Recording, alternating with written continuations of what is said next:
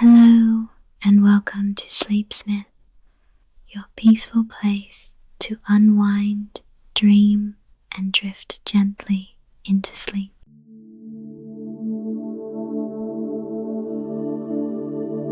Before we start our story tonight, let me help you settle in with a simple, calming breath like a gentle lullaby for your body and mind. So, find a cozy spot, maybe snuggle under your blanket, and softly close your eyes. Now, breathing quietly through your nose for 4 seconds. 1, 2, 3, 4. Hold that breath softly for 7 seconds. 1, 2, 3, 4, 5, 6, 7. And now, slowly exhale through your mouth for 8 seconds, letting all the tension melt away. 1, 2, 3, 4, 5, 6, 7, 8. Let's do that again. Nice and easy. Breathe in. 1, 2, 3, 4. Hold. 1, 2, 3, 4, 5, 6, 7. Breathe out. 1, 2, 3, 4, 5, 6, 7, 8. One last time, just like a soft whisper, breathe in.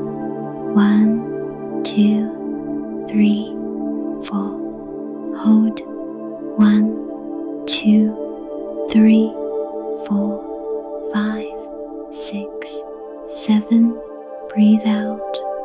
1, 2, 3, 4, 5, 6, 7, 8. Feel your body getting lighter, your mind quiet, as if you're being tucked gently into a calm, warm bed. Thank you for sharing this moment with Sleepsmyth. Now, relax completely and let the story carry you into a peaceful, restful sleep. Let's begin.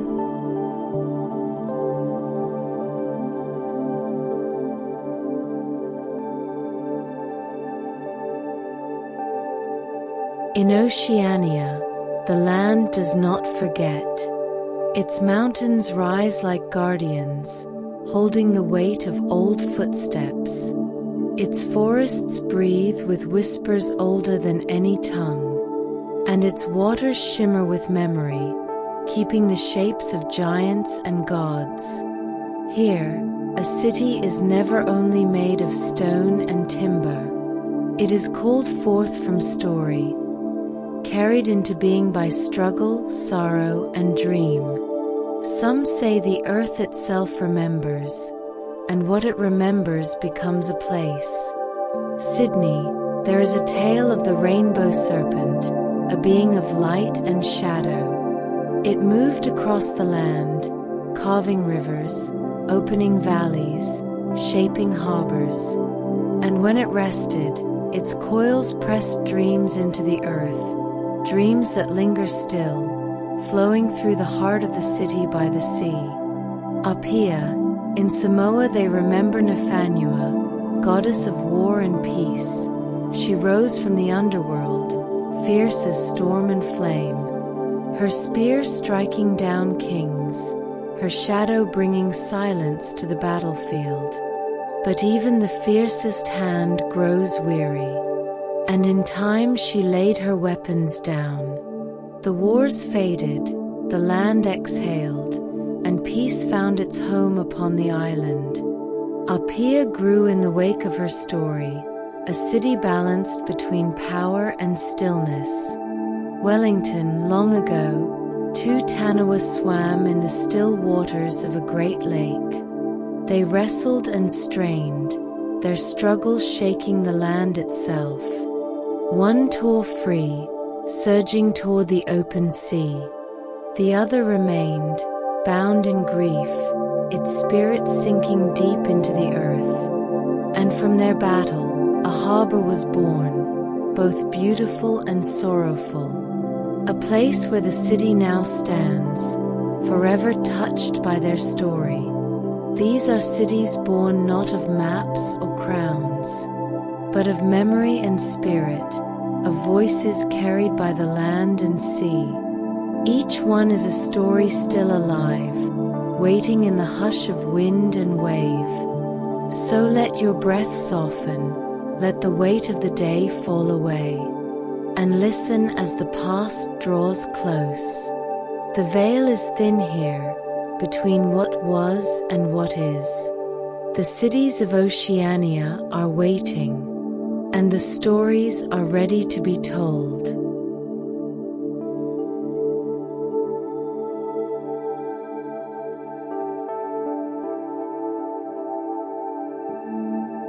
Sydney, the city of the Rainbow Serpent. Beneath the sunlit waters, a serpent of light once moved, carving rivers, shaping harbors, and leaving a city forever dreaming in its coils.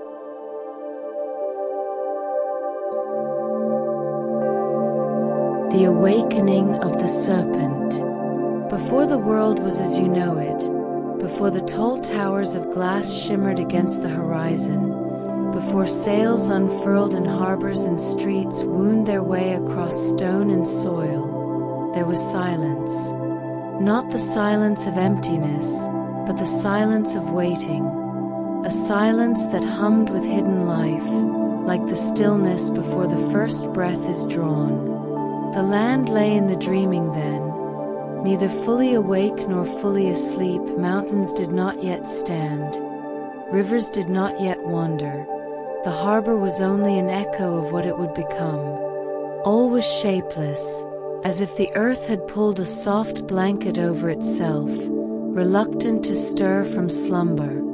And deep within this dreaming earth, curled in shadowed coils that span the distance of valleys yet unformed, lay the Rainbow Serpent, vast, radiant, and eternal. It slept in colors unseen, its scales shimmering like fragments of dawn pressed together.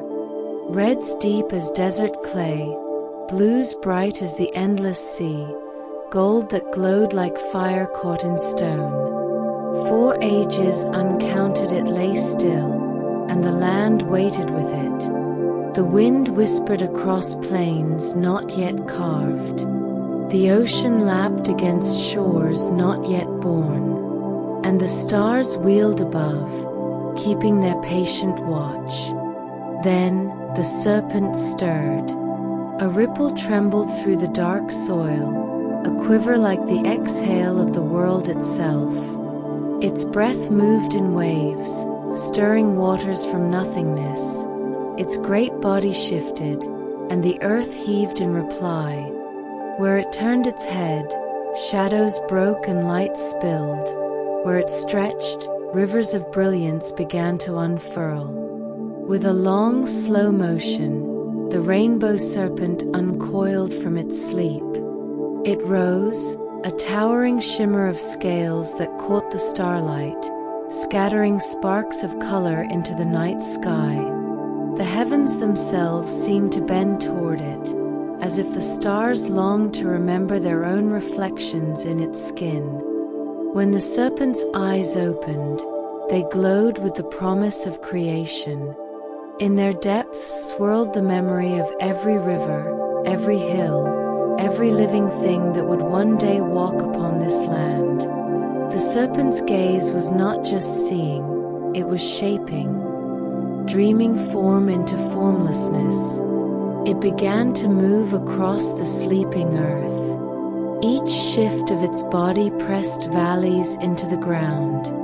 Each ripple of its tail carved paths where waters rushed to follow. Where its belly slid, hollows formed that filled with shimmering streams, and as it slithered, the world awoke. The first rivers whispered into being, gliding like silver threads across the dark canvas of the land. The first ridges rose, echoing the curve of the serpent's spine. In its passing, the earth blossomed with color, as if its very scales had kissed the soil and left fragments of rainbow to grow into flowers, stone, and sky. And still it moved, gliding onward, slow, steady, patient as eternity, shaping, singing, breathing, leaving behind a land that was no longer waiting, but becoming. This was the beginning of Sydney's story. A place not yet named, a harbor not yet filled, a city not yet dreamed by human hearts, but already written in the serpent's great and winding dance. For where the rainbow serpent had stirred, the land would never again be still.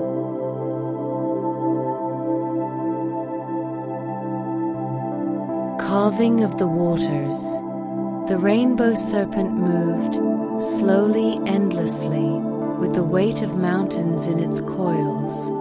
Its body pressed into the waiting earth, and the land yielded beneath its touch, as though eager to be sculpted by its passage. Where its head curved, the soil dipped into valleys. Where its coils unwound, hills rose, swelling upward as if the earth itself were taking its first deep breath. And then came the waters, drawn forth by the serpent's dreaming. At first they trickled, pale and timid, like whispers too shy to speak their names. But soon they surged, rushing to follow the channels the serpent carved. Clear streams spilled from invisible springs, rushing into the furrows of the earth, chasing after the shimmer of scales that glided ever onward. The land trembled with song, the sound of waters tumbling against stone, the sigh of wind weaving through new valleys, the low rumble of earth finding its voice. Birds not yet born seemed to flutter in the serpent's wake, their cries echoing in anticipation from the branches of trees not yet rooted. Even the stars above trembled brighter, as though casting down their reflection into these newborn rivers. Onward the serpent traveled. Each sweep of its tail opened vast gullies that filled with water so pure they glistened like fragments of the sky. Each curve of its body traced long, winding rivers that coiled through the land like ribbons of silver light. And where it lingered, deep hollows formed, lakes, shining pools, sanctuaries for life yet to come. When the serpent came to a place where the sea pressed close, it paused. For here the land seemed restless, as though yearning to meet the ocean's endless breath. Slowly, with infinite patience, the serpent pressed its body forward, cracking the soil, opening a path, and with a single heaving motion, the waters broke free. The lake became a harbor, wide and glistening, its edges shaped by the serpent's winding form. Waves rushed in, filling the hollow with the ocean's heartbeat.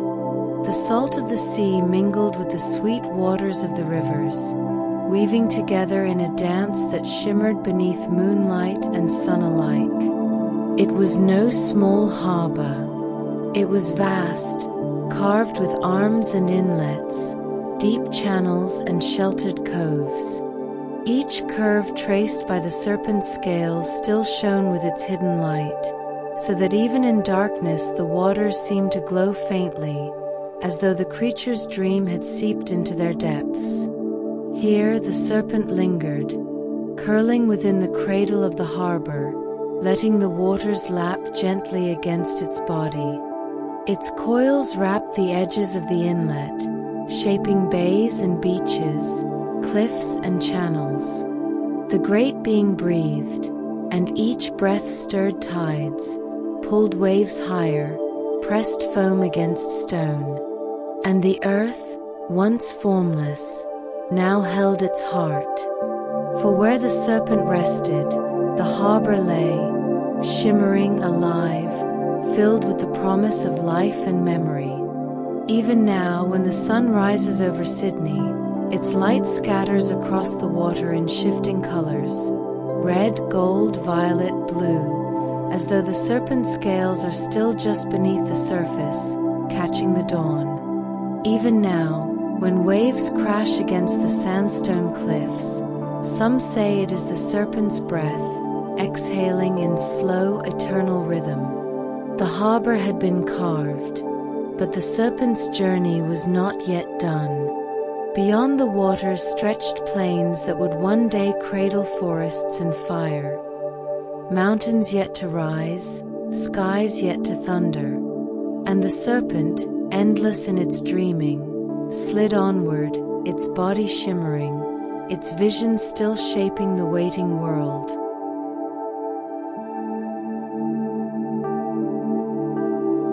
Gifts of life. The waters flowed, winding, rushing, lingering in hidden pools, and with them came the first whispers of life. It began as a shimmer upon the surface, a trembling glow like light caught beneath glass. Then gently, almost shyly, the world began to breathe.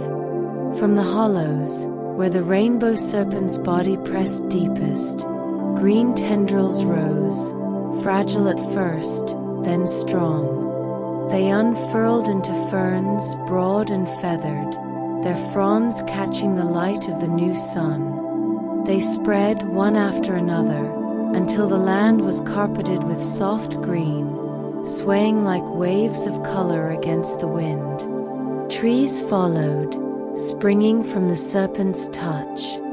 Their roots sank into the fresh soil, their branches reached toward the sky as though remembering the glimmer of stars.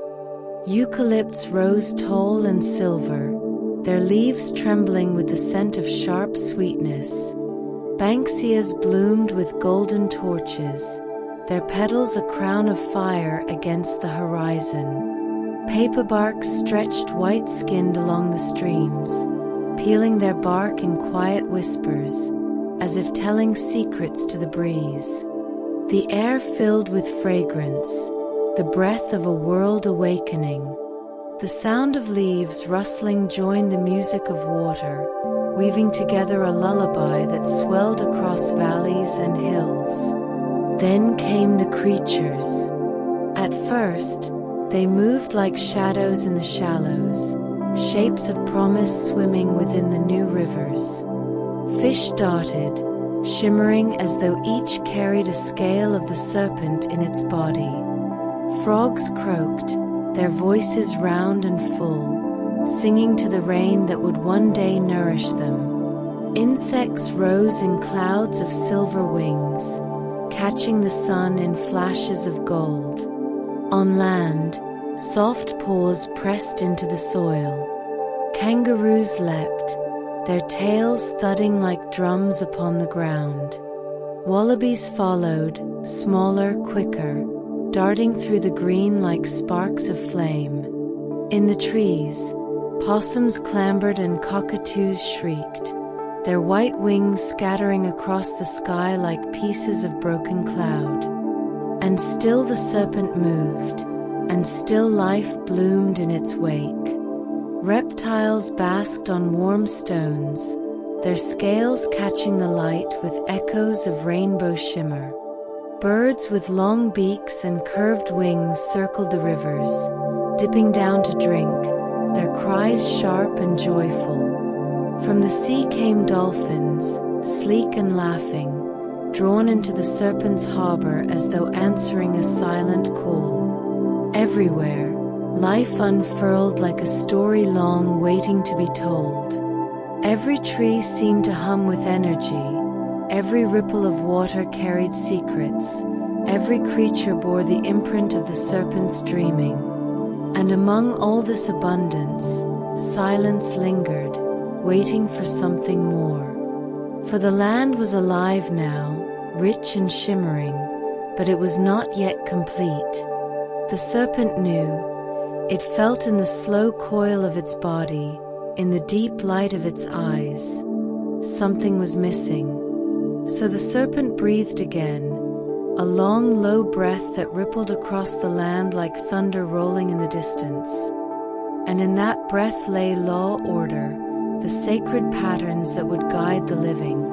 The rivers did not simply flow, they followed paths of balance, giving life without taking too much.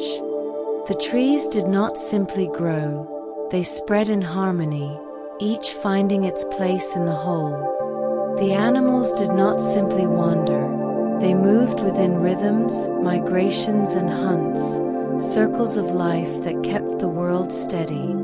The Rainbow Serpent had not only given life, it had given balance. And the land, now humming with rivers, forests and creatures, settled into its song. The dreaming no longer waited, it sang aloud, bright and shimmering. But even still, the serpent did not rest, for it knew that one more breath must come. A breath that would bring those who could speak to the land, those who could listen to its whispers, those who would walk gently upon its skin. And so, with coils glittering and eyes deep as starlight, the Rainbow Serpent slid onward, carrying the promise of people yet to come.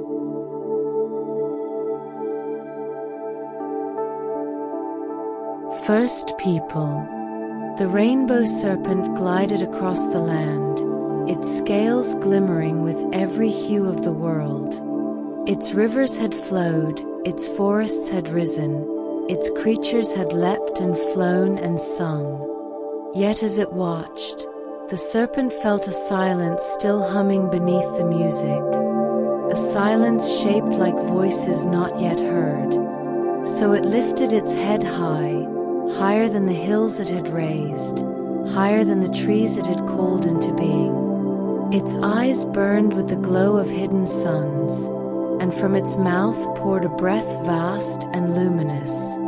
That breath rolled across the land like a tide of starlight, seeping into soil, swirling through rivers, curling along branches. From that breath, the first people awoke. They rose from the earth itself, shaped of clay and starlight, water and wind. Their skin bore the colors of the land, deep brown like rich soil, warm red like desert stone, ochre gold like the cliffs at dawn. Their eyes shone bright as rivers at sunrise, and their hair fell like shadows across their shoulders. They opened their eyes to a world already alive, and they marveled. They drank from the serpent's waters and tasted the sweetness of life. They stepped across the soft earth and felt the hum of creation beneath their feet. They looked up and saw birds wheeling, clouds drifting, sun and moon tracing their eternal dance. And they knew in their bones that the world was alive with spirit. But the serpent did not leave them unguided. With slow, patient care, it taught them. From its coils it whispered the first laws, that the rivers must be cherished, for they carried the veins of the land, that the animals must be honored, for they were kin born of the same dreaming, that the trees must be respected, for they held the breath of life within their leaves. It showed them how to hunt without greed, how to gather with reverence, how to move with the cycles of the seasons. It showed them the fires that cleansed and renewed, the songs that called rain, the dances that remembered the stars. And as the people listened, their hearts swelled. They sang back to the serpent, their voices trembling but clear, carrying gratitude into the sky. They painted upon stone the echoes of what they had been shown. They marked the caves with ochre and charcoal, red and black, telling the story of the serpent in strokes that would never fade.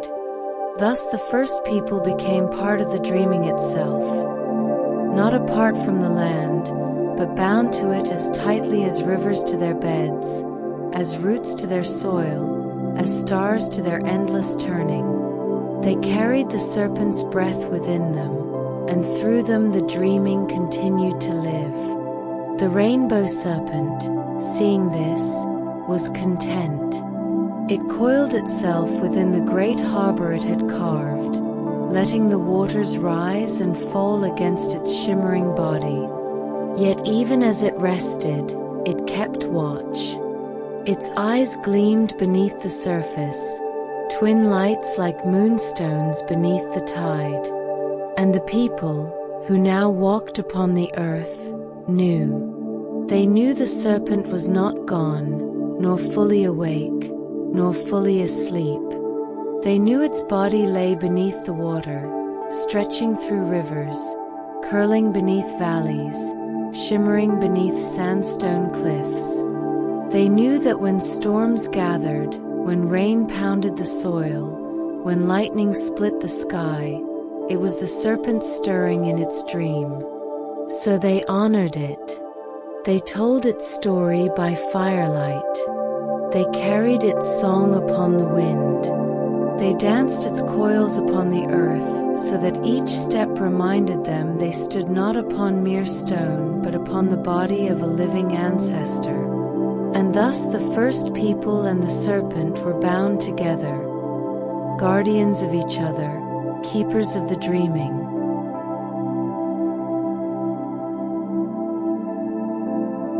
The Serpent's Rest. In time, the Rainbow Serpent grew weary. Not weary in weakness, but weary as rivers are weary after carving valleys, as storms are weary after emptying their clouds.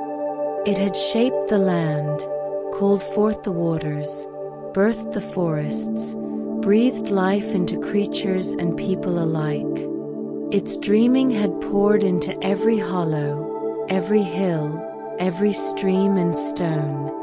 And so the serpent sought a place of stillness, a cradle where it might rest without ceasing its watch. Its long body coiled across plains, its tail brushing rivers, its head seeking the sea, until it came once more to the wide harbor it had carved. The waters gleamed like a mirror of the sky, inlets curving like soft arms, cliffs standing as silent sentinels. The serpent gazed upon this place and knew here was its resting ground. Slowly, with movements vast and patient, it curled within the harbor. Its coils sank into the water, circling the bays, pressing against the cliffs.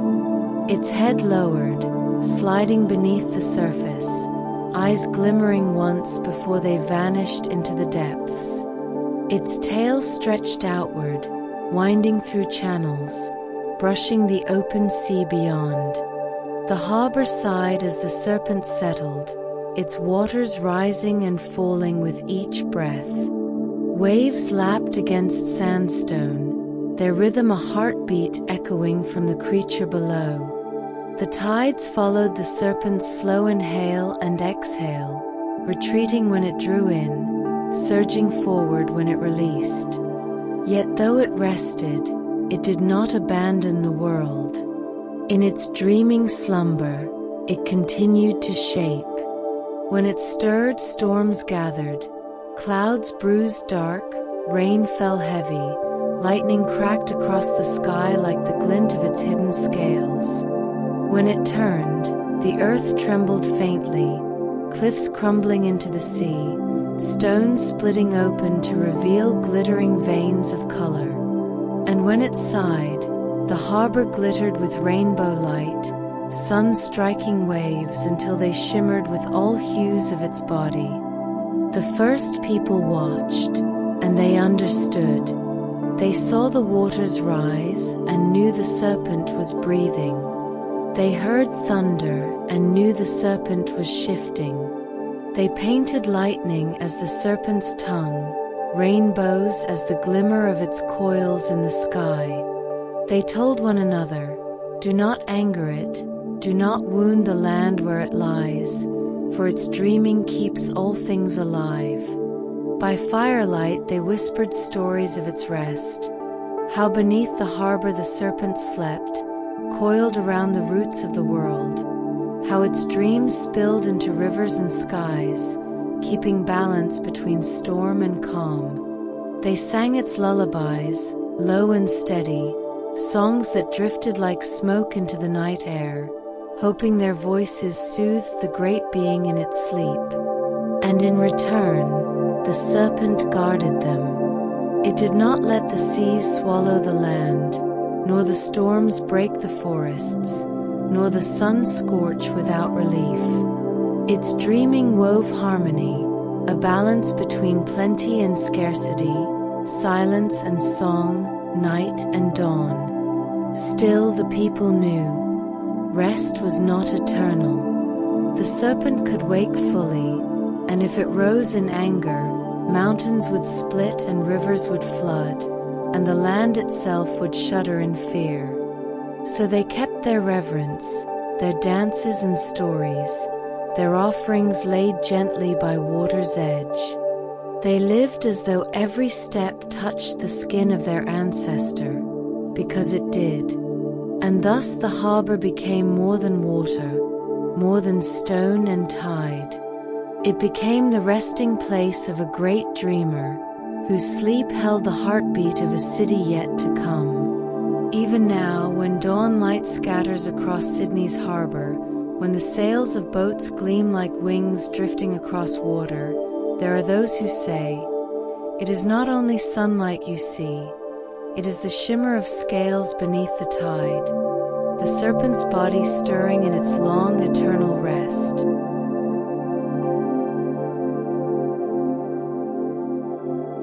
Warnings of the Serpent.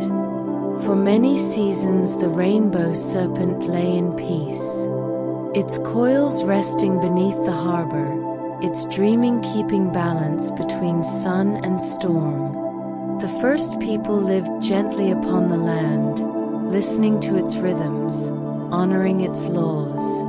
They fished the waters without greed, they gathered from the forests without waste. They sang the stories that kept memory alive. But there came a time when the balance was broken, when voices rose louder than whispers, when footsteps pressed too hard upon the earth. Some among the people forgot the laws whispered in the serpent's breath. They took more fish than the rivers could give. They burned the soil carelessly, leaving scars upon the land. They cut trees without thanks, leaving roots to wither. At first, the harbor grew restless. The tide shifted unpredictably, rising high against the rocks, pulling back too swiftly. The wind howled through the valleys, carrying with it a sound like distant hissing. The people paused, uneasy, for they knew such signs were not mere chance. Then the storms came. Clouds gathered thick as stone, blackening the sky until day became night. Lightning split the horizon, jagged and merciless, striking sea and earth alike. Thunder rolled like the beating of a colossal heart beneath the waves. And the rains fell, not gentle, not life-giving, but heavy and wild, flooding rivers, drowning plains, turning soft soil into torrents of mud.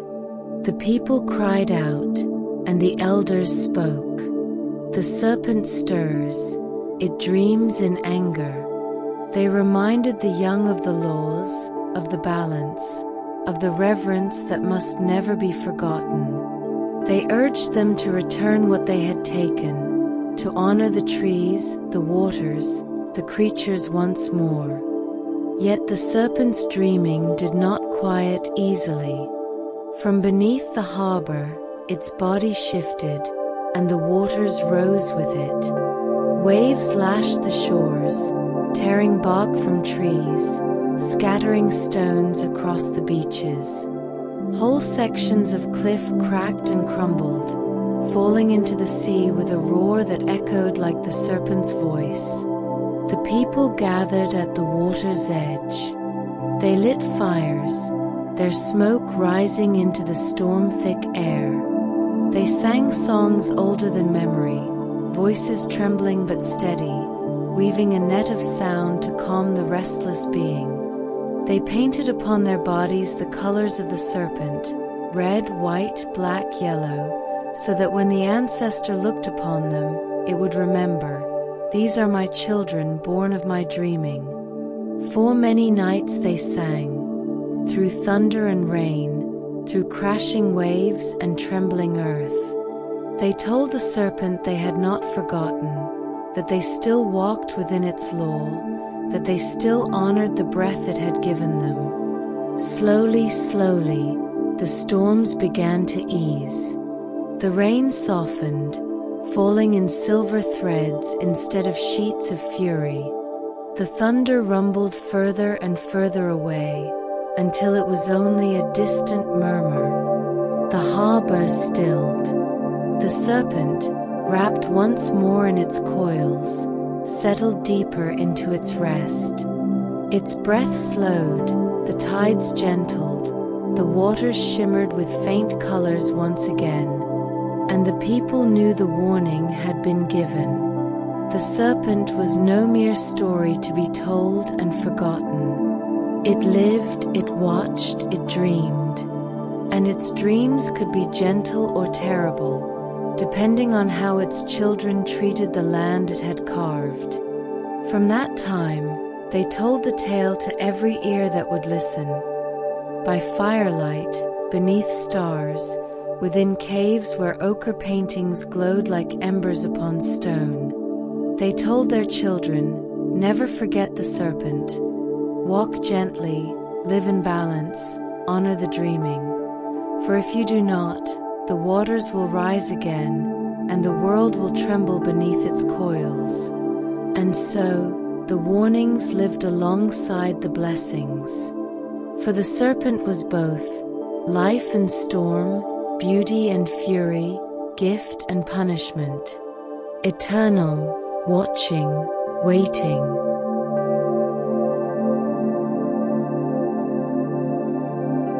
Eternal watcher.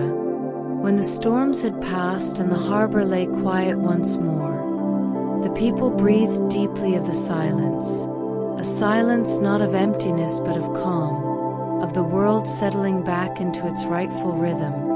They looked upon the waters, glittering with the faint hues of rainbow light, and they knew the serpent still watched them, always. Though its body lay hidden beneath the tides, its presence was never far. In the morning, when the sun rose over the cliffs and spilled gold across the water, they saw the shimmer of its scales in the waves. In the evening, when the moon's pale light spread silver upon the harbor, they felt the weight of its breath in the slow pull of the tides. And in the hush between storms, they heard its dreaming in the soft hiss of waves upon the shore. The people came to understand that time itself was shaped by the serpent's rhythm. Seasons followed the curve of its coils, rains followed the rise of its breath, stars turned in the sky like echoes of its eyes. Children were born, elders passed into the dreaming, but still the serpent remained, watching, remembering, carrying all within its eternal sleep.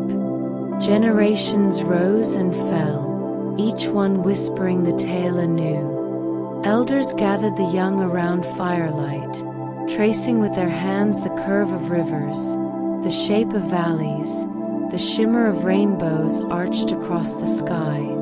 They told them, "This is the serpent's body. This is the serpent's dream. You live within it, you breathe because of it. Never forget." And the young would listen, eyes wide, hearing not only the story but the sound of waves beyond, the rustle of trees, the hush of the harbor. They would feel the truth in their bones, that the serpent was not far away but all around them, beneath their feet, above their heads, within the very breath they drew. In times of drought, they turned to it, singing, dancing, painting its form upon stone, asking the waters to flow again. In times of plenty, they thanked it, offering songs, carvings, dances of gratitude beneath the stars. In times of sorrow, they remembered that nothing ends, for the serpent's dreaming binds all things in cycles, death into life, silence into song, darkness into dawn. And so the serpent was not only ancestor, not only creator, but guardian of time. The eternal watcher, coiled beneath the harbor, its dreaming endless as the sea. Even as new paths were made across the land, even as fires rose and were quenched, even as one generation handed the world into the hands of the next, the serpent endured. It did not age, it did not fade, it did not vanish into memory. It was the memory itself, woven into every wave, every cloud, every stone warmed by the sun. And the people carried this knowing gently.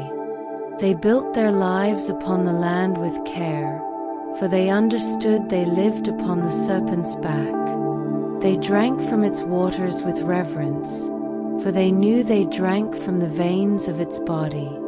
They spoke its stories with love, for they felt the weight of its watch upon them. For though the rainbow serpent slept, it never left. Its eyes, deep as stars, still glimmered in the shadows of the harbor. Its coils still pressed against the roots of the world. Its dreaming still kept the balance between storm and calm, life and death, earth and sky. And those who paused, those who listened, truly listened, could hear it still. The soft rumble beneath the waves, the sigh in the trees when wind passed through, the shimmer of colors when sunlight struck rain-soaked air, the eternal watcher, the dreamer who never ceased to dream.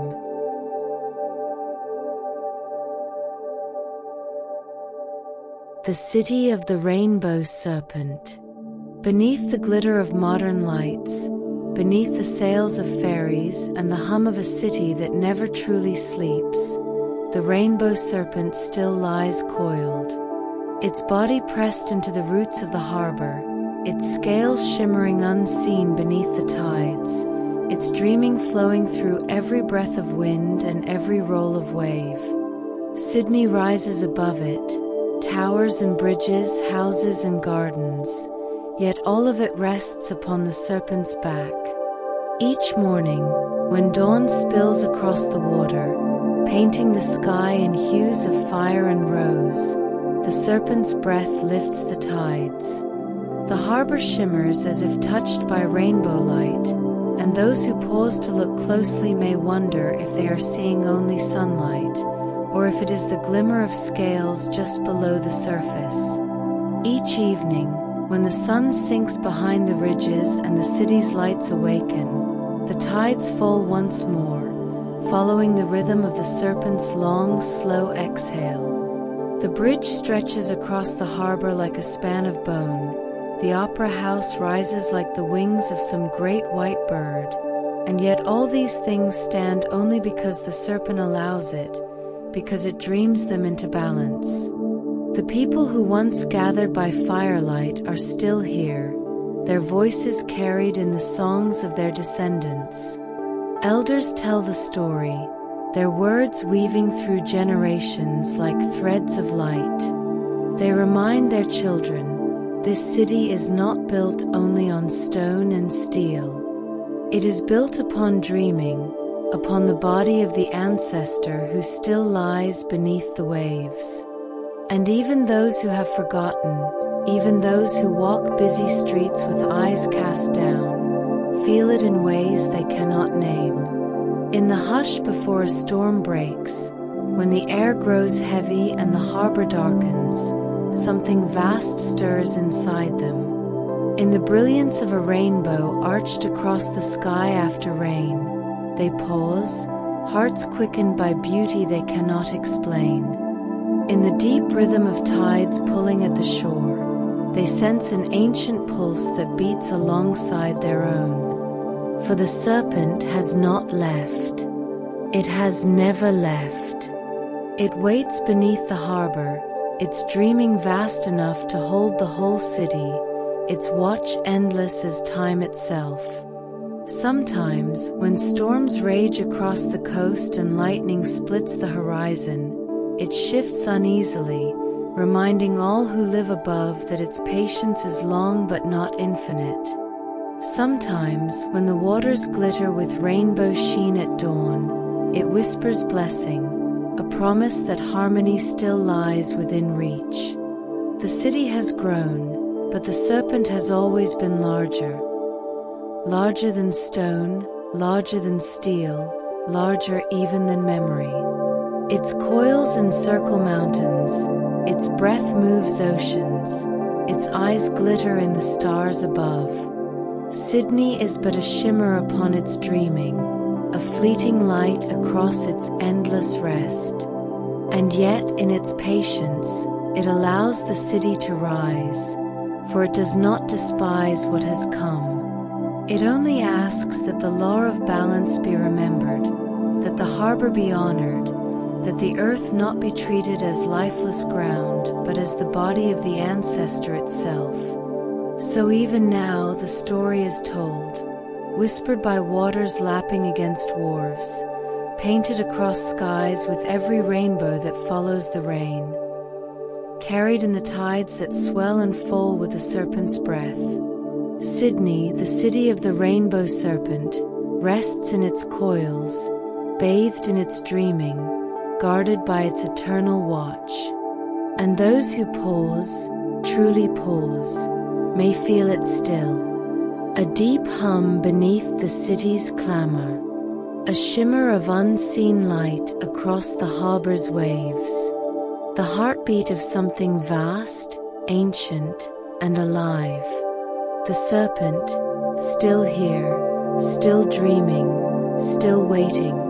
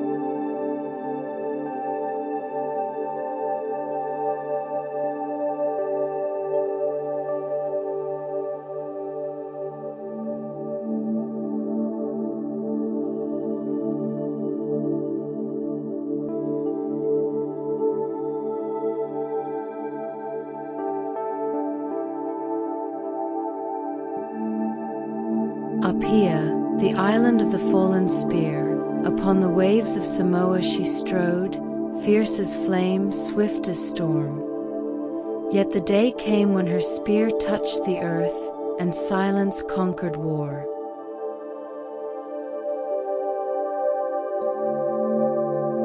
Born of Pelotu, before the winds touched the palms, before the waves knew the names of men, there was Pelotu, a realm hidden beneath the sea, where the spirits of the dead drifted like mist and the gods of shadow and silence made their dwelling. It was a place where time moved as slowly as coral grew, where light did not fall in rays but glowed in secret pools, as though the stars themselves had sunken into the deep. From this underworld, where the veil between life and death lay thin as woven cloth, a child was born. Her mother was Tilafega, one of the twin sisters who had carried the wisdom of tattooing across the sea. Her father was Saviasilio, the mighty ruler of Pelotu, half human and half eel, his body vast as the tides, his voice a thunder that shook both the deep and the shore. And from their union came Nafanua, a child born not only of land and sea, but of realms above and beneath. Nafanua grew in shadows and silence, yet never feared them. The spirits whispered to her, not in dread, but in reverence, for even as a child she carried the aura of one destined to change the world. She listened to the hush of the underworld waters, to the rustling of unseen wings in the dark, to the deep hum of her father's voice. And in her heart, she gathered these sounds as a warrior gathers weapons, storing them until the time she would rise. But the underworld was not only whispers, it was also trials. From her father she inherited not gentleness, but strength, the will to rule, the weight of command. From the spirits she learned not rest, but vigilance, that even in silence there may be battles, and that peace is never born without struggle. Her hands grew quick, her steps sure, her gaze sharp as obsidian. She was not like the other daughters of men, for her blood carried the rhythm of waves and the fire of storms. Those who beheld her in Pelotu saw a child cloaked in shadows, but in her presence they felt both dread and awe. For though she was young, her spirit shone like the glimmer of a spear's tip beneath the moonlight. She would laugh at the crash of thunder. She would smile at the hiss of lightning splitting the sea. Even then, the underworld gods knew she was born not to linger below, but to rise above, to walk upon the earth, and to bend its destiny beneath her will. And so the tales began, whispered first in Pelotu, then carried upward by the currents, like shells rising to the shore. They spoke of Nafanua, child of shadow and light, destined to become both scourge and savior. One day, the people of Samoa would lift their eyes from their struggles and see her come forth, her feet upon the waves, her hands bearing weapons, her face bright with the fire of wrath and mercy. For even in the silence of Pelotu, it was known, this child would not remain hidden forever. Her time would come, and with it, war would awaken, and peace would be born.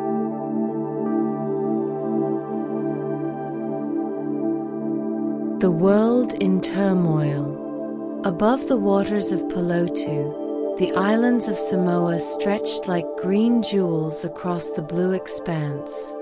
Mountains rose like sleeping giants, their heads crowned with clouds, while rivers wound through valleys lush with breadfruit, taro, and palms.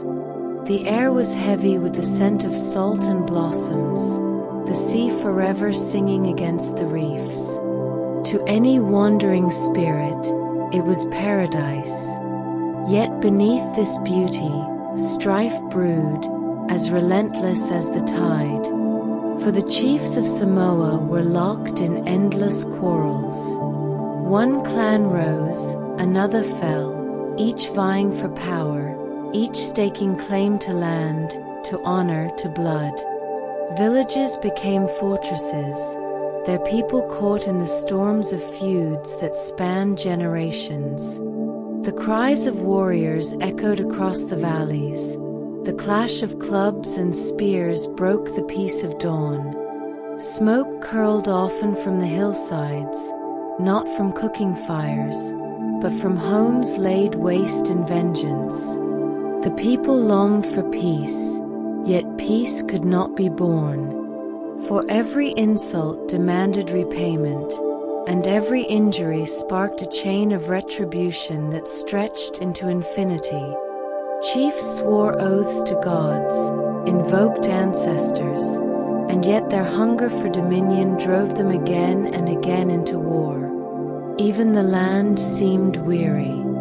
Crops withered in fields where blood had soaked too deep, rivers darkened with ashes from burnt villages, and the winds carried laments as if the island itself mourned its children.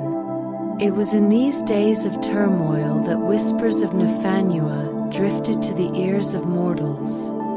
Stories carried across the waves spoke of a goddess slumbering in the underworld, a child of shadow and storm. Some scoffed, saying no spirit could end the quarrels of men. Yet others believed, and in secret prayers they called to her, begging for deliverance, for a hand strong enough to break the cycle, for a warrior fierce enough to end war itself. And far below, in Pelotu, Nafanua listened. She heard the cries carried through the deep, the prayers whispered into the sea at night. She felt the tremors of suffering ripple through the worlds above. In her heart, fire grew, not the fire of vengeance alone, but the fire of purpose. She had been born of shadows, yes, but her destiny was not to dwell among them. Her destiny was to rise, to answer, to strike down the chains of endless strife. The gods of Pelotu saw this fire, and though they feared its blaze, they did not quench it. Saviasilio, her father, looked upon her with both pride and sorrow, knowing that the child he had raised would one day leave his depths, perhaps never to return. Yet he did not forbid her, for he too knew the truth, that the world above had become a storm, and storms called for their own. Thus the stage was set. Above, the people suffered, bound in cycles of blood. Below, the goddess waited, her spirit restless, her hands eager for the weight of weapons yet unmade. The world groaned for a reckoning, and the underworld prepared to answer.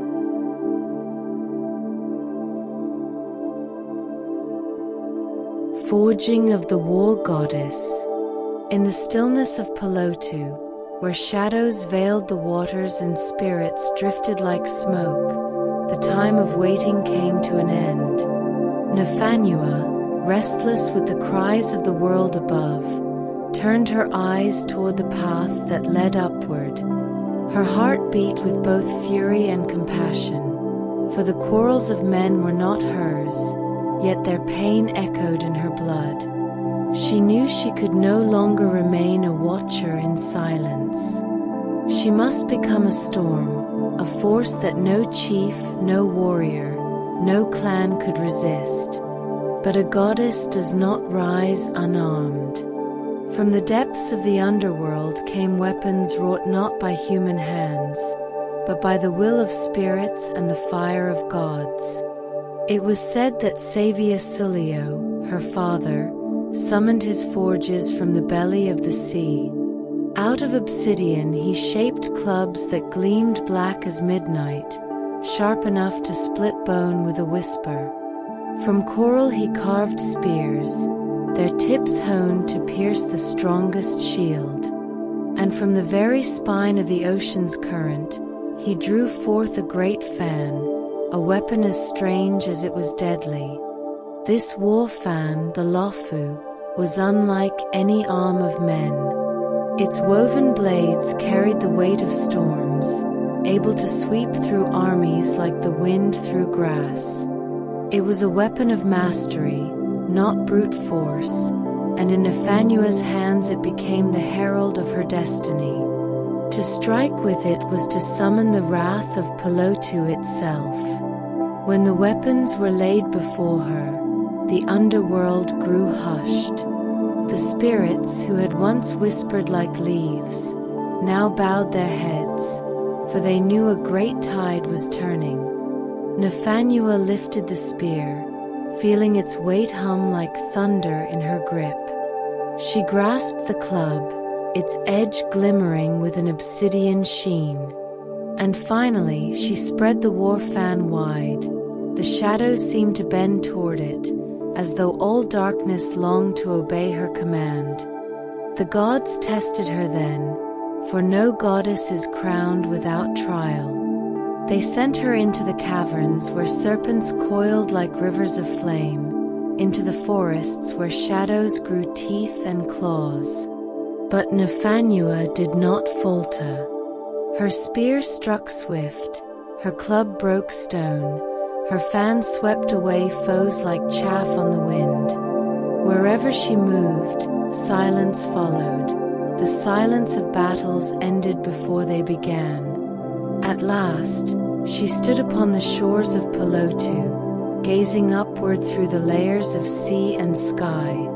The world above shimmered faintly, green and gold, waiting, wounded, weary. The cries of chiefs and warriors rose faintly to her ears, carried by the waves. And Nafanua knew her hour had come. She bound her weapons close, her body gleaming with oil, her spirit blazing with certainty. No longer was she merely a daughter of the underworld. She had become its champion, its wrath, its voice. A goddess of war, fashioned in silence and shadow, now ready to stride into the light of the world. With one breath, she called upon her father's blessing, upon the power of Pelotu, upon the spirits who had shaped her path. Then, like lightning through the sea, she ascended, swift, fierce, unstoppable, rising from the depths to claim the destiny that awaited her among men.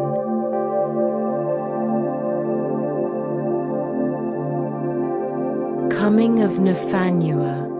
The sea lay restless that day.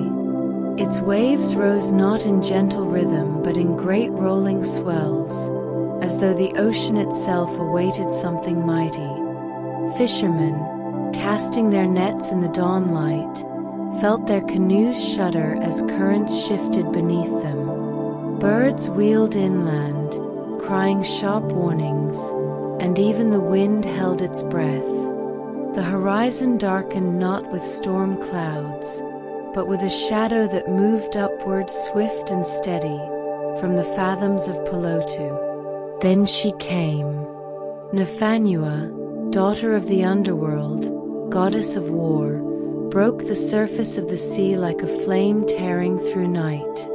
Water cascaded from her body in sheets of silver, her skin glistening, her weapons gleaming with otherworldly light. In her right hand she bore the spear that sang with the voices of the drowned. In her left, the fan that whispered of winds and ruin. Across her back hung the obsidian club, black and terrible as a shard of moonless sky. The people who saw her that morning fell silent. Some thought her a spirit risen from the deep, come to punish mankind for its endless quarrels. Others believed their prayers had been answered, that a savior had stepped forth to free them from the cycle of war.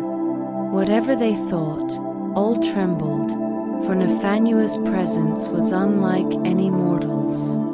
Her gaze was bright as lightning, her stance unshakable, her beauty fierce as fire. She was wrath and mercy, destruction and deliverance, bound into one form. She walked across the lagoon without sinking, her steps leaving ripples that shimmered long after she passed.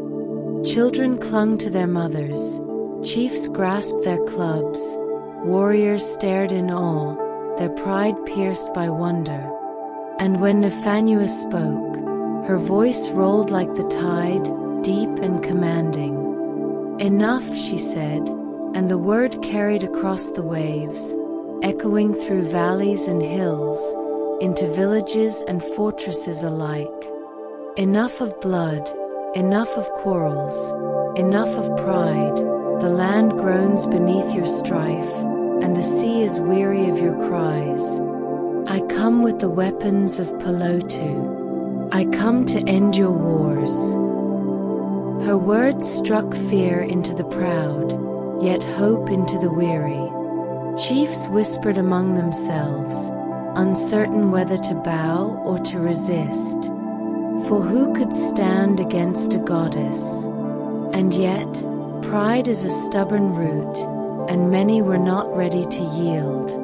But the people, the women, the children, the men who had lost too many brothers and fathers, they looked upon her with reverence, as one might look upon the rising sun after a long night. Thus Nafanua stood upon the sands of Samoa, her weapons glinting, her shadow stretching long across the earth. She had come not as supplicant, nor as servant, but as conqueror. Yet her conquest was not for herself, but for peace. She was the storm to end storms, the war to end wars. The world above had called, and the underworld had answered. And now the chiefs of Samoa would reckon with Nafanua, the goddess of Pelotu, who bore both the spear and the fan.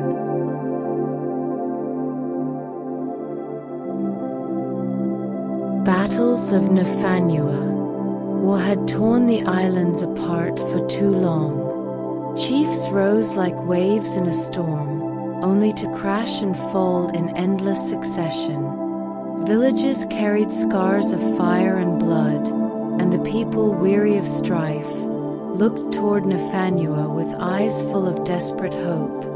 Yet hope alone could not still the hands of the proud. The chiefs who clung to power sharpened their spears, gathered their warriors, and vowed they would not bow to a goddess, no matter how fierce her gaze. Nafanua did not hesitate. She had not come to plead, but to bring an end.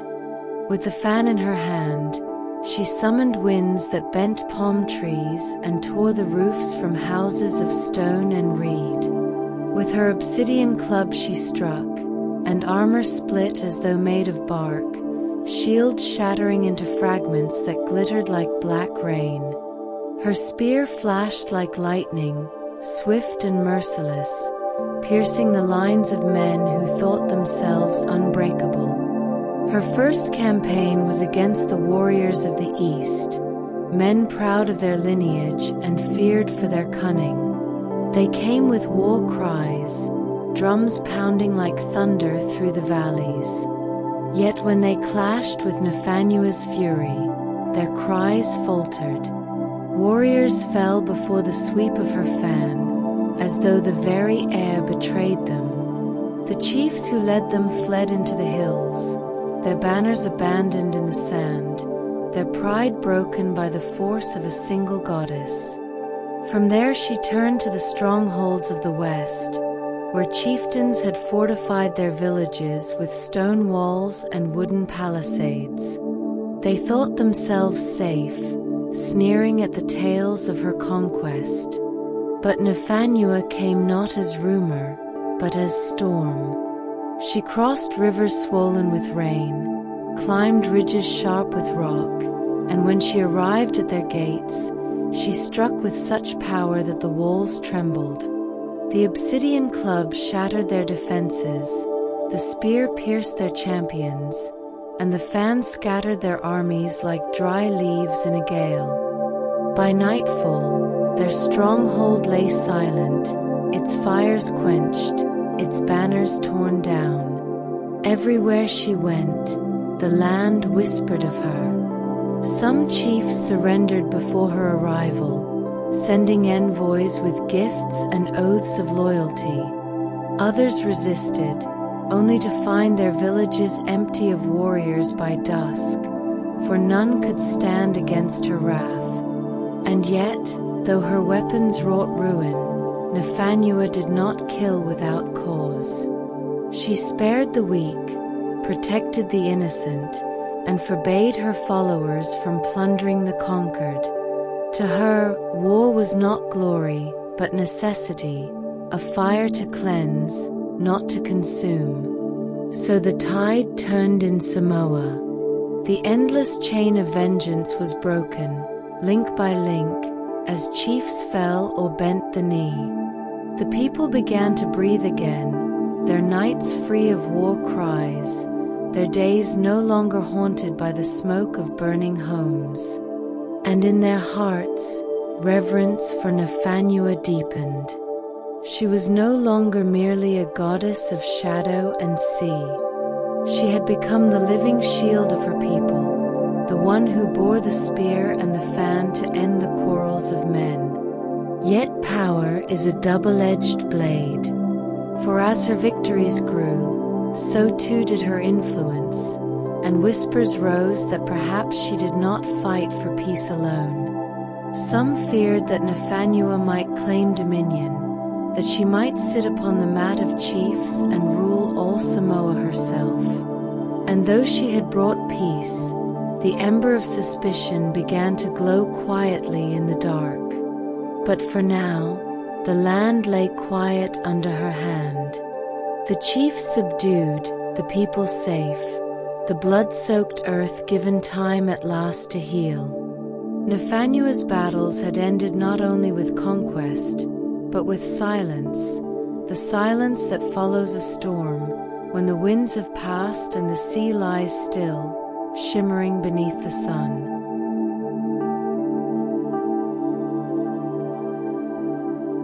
Gift of peace. When the last embers of war were scattered, and the drums of battle silenced, Nafanua stood upon the sacred Malai, the open ground where chiefs gathered to decide the fate of the people. Around her, the defeated sat in humility, their weapons laid at their feet. The air was heavy not with smoke, but with anticipation, as though the land itself leaned forward to hear what would come next. Nafanua raised her war fan, and the crowd bowed their heads. But instead of calling for conquest or dominion, she spoke with a voice that rippled like calm water. The wars have ended. The blood of Samoa has stained enough earth, has cried enough into the sea. No longer will brother strike brother, nor clan rise against clan. For today I give you not war but peace. Her words spread like dawn over a weary horizon. Chiefs who had once clenched their jaws in pride now lowered their eyes, ashamed of their endless quarrels. Mothers held their children closer, tears falling like rain on the crowns of small heads. Warriors, their hands still scarred from battle, laid their clubs upon the ground and wept openly. For the first time in memory, they could imagine a future without fear.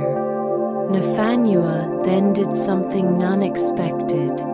She took the authority that she had won through battle, and rather than holding it for herself, she distributed it among the clans.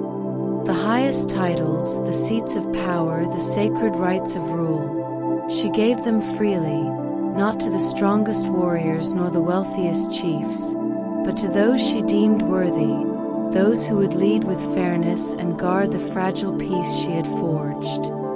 She placed the chiefly titles into the hands of the 4 great districts of Samoa, APIA among them, its harbor blessed by her shadow, its people entrusted with the mantle of guardianship.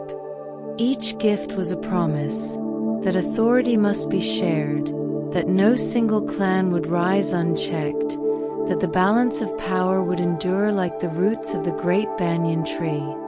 The people marveled, for this was not the way of war. Conquerors took, but Nafanua gave, and in her giving, she bound the people together more strongly than conquest ever could. Her peace was not one of silence through fear, but of harmony through shared duty. And thus the memory of her generosity would linger as long as the island stood, woven into the very fabric of Samoa's chiefly system. In that moment, beneath the wide sky and swaying palms, Nafanua laid down the image of a war goddess and took up the mantle of peacemaker. Yet even in peace, her presence burned with strength, for she was no gentle spirit of yielding, but one who knew the cost of conflict, the weight of sacrifice. Her peace was hard-won, precious, a treasure forged in fire. As the chiefs swore their oaths, as the people lifted their voices in gratitude, the land itself seemed to sigh in relief. The mountains stood silent, the seas lay calm, and the air grew sweet with the scent of blossoms carried on the wind. For the first time in generations, Samoa tasted peace, a gift laid at their feet by Nafanua, the goddess who had walked from shadow into light, from war into mercy.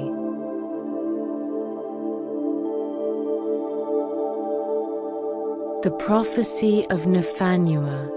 Peace had settled upon Samoa like the hush of evening tide. Villages thrived, harvests filled the storehouses, and the sound of laughter returned to shores once scarred by the cries of war. Chiefs gathered no longer to plot vengeance, but to share counsel, to feast, and to sing of the goddess who had lifted them from ruin. Yet even as joy blossomed, a shadow lingered in Nafanua's gaze. For the goddess of Pelotu, though she had brought peace, could see further than mortal eyes. She knew that no peace lasts forever, and that the greatest storms come not from within, but from beyond the horizon. One evening, as the sun sank low and the sea blazed with molten gold, Nafanua stood upon a headland overlooking APIA's harbor. The breeze carried the scent of salt and frangipani, but her thoughts drifted far beyond the glittering waters. Her attendants, sensing her silence, asked what weighed upon her spirit, and Nafanua spoke words that would be remembered for generations. "There will come a time," she said softly, her voice heavy as the tide, "when strangers will rise upon these waves. Men whose skins are pale as the moon, whose ships are taller than coconut palms, whose speech is foreign, whose hearts burn with hunger for dominion. They will bring gifts wrapped in smiles, but beneath their hands lies the weight of chains. The peace I have given you will falter before their coming, for their hunger is not sated by land, nor sea, nor soul." The people shuddered, for her words cut like the edge of her spear. Some cried out that they would resist, that no foreigner could take what Nafanua had won. Others begged for her to remain, to shield them with her weapons when that day arrived. But Nafanua only shook her head, her eyes glowing with sorrow. "I will not walk among you then. My time is bound to the wars of your fathers, to the peace of your now. When the strangers come, you must remember not my spear, but my gift. Remember the balance I gave you. Remember that unity is strength, that no clan alone can weather the storm of the world beyond." And with that, she raised her war fan once more, letting the evening wind carry its whisper across the harbor. It was said that the sea grew restless in that moment, as though it too had heard the prophecy and trembled for what was to come. The sky darkened though the sun still lingered, and fishermen swore they saw shapes on the horizon, tall ships of shadow, sails like wings, vanishing as swiftly as mist. The prophecy spread like fire through the islands. Some dismissed it as a warning to bind the clans together, a tale meant to keep peace alive. But others carried it in their hearts like a wound, knowing that Nafanua's words were never spoken lightly. And so it remained, a truth tucked into the marrow of Samoa, a reminder that the world beyond was vast, and that one day its tides would wash upon their shores. Thus, even in peace, Nafanua gave her people a final gift. Not a weapon, not a title, but a warning. A voice from the underworld, echoing through time, telling them that every piece is precious, fragile, worth guarding with vigilance. And though she would not be there to raise her spear, her spirit would linger, whispering through the winds, urging her people to endure.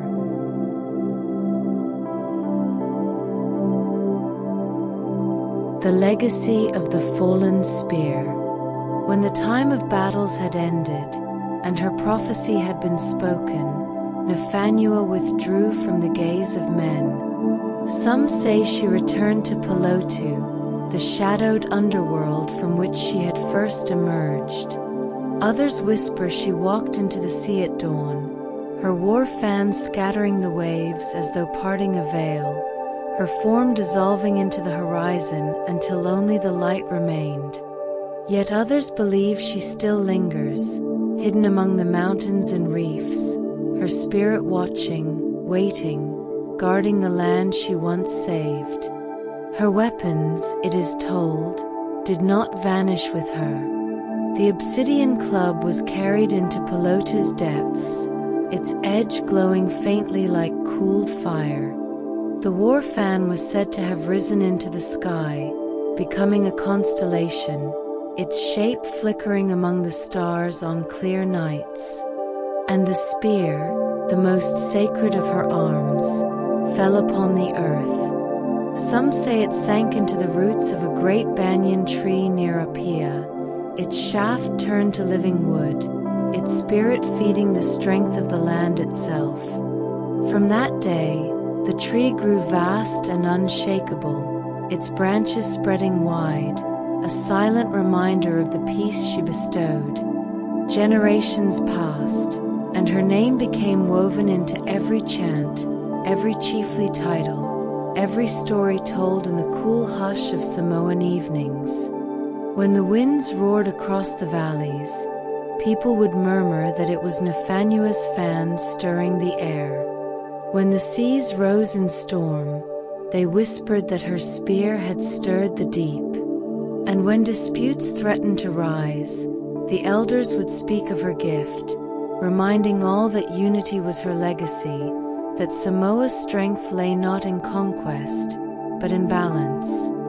APIA, the city where her shadow once fell, became a heart of this memory.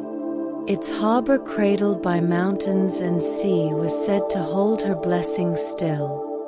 Fishermen cast their nets beneath her gaze. Chiefs gathered on its shores with her name invoked upon their lips, and travelers felt the hush of her presence as they entered its waters. The city lived not only in stone and sand, but in the echo of a goddess who had chosen to leave peace behind instead of dominion. And so, in every breeze that rustled the palms, in every chant lifted at nightfall, Nafanua lived on. Not as a conqueror, not as a tyrant, but as a paradox made flesh, the war goddess who fought for peace, the daughter of Pelotu who gave her heart to the living world, the one who laid down her spear so that silence might reign where cries of battle once rang. The people knew her prophecy still loomed like a cloud beyond the horizon. They knew the strangers would come, and that the peace she gave would be tested. Yet they also knew that her spirit endured, in the roots of the banyan, in the tides of the sea, in the breath of the wind. And they believed that so long as they remembered her gift, Samoa would never truly fall. For Nafanua's legacy was not bound by death, nor by the fleeting reign of men. It lived in the very marrow of the islands, eternal as the ocean, unyielding as the mountain, shining as the stars. And to this day, when the waves break gently against APIA's shore, one might still hear her whisper in the hush of the tide, "Guard the peace I have given you, guard it well."